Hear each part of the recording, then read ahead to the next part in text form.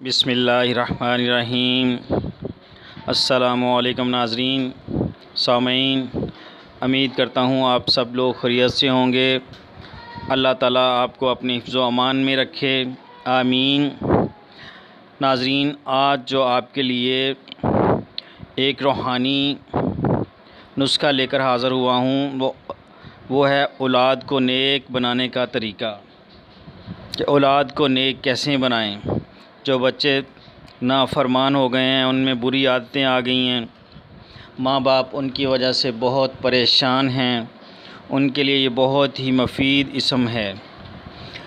तो इसको नोट करने से पहले नाज़रीन मेरे चैनल को सब्सक्राइब कर लें, बेल आइकॉन का बटन दबा लें और लाइक कर लें, ताकि मेरी हर नई आने वाली वीडियो आपको मिल सके और आप उससे भरपूर इस्तिफ़ादा हासिल कर सकें।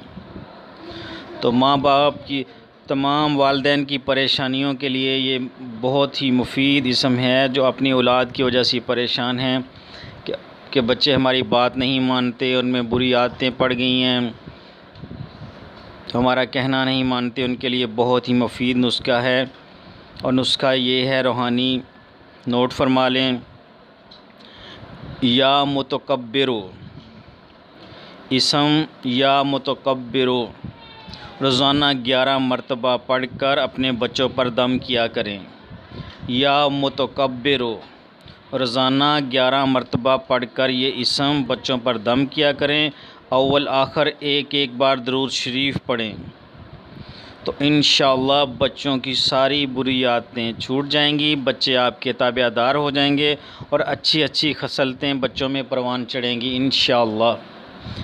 नाज़रीन, अब इजाज़त दें, अपनी दुआओं में याद रखें। अस्सलामु अलैकुम।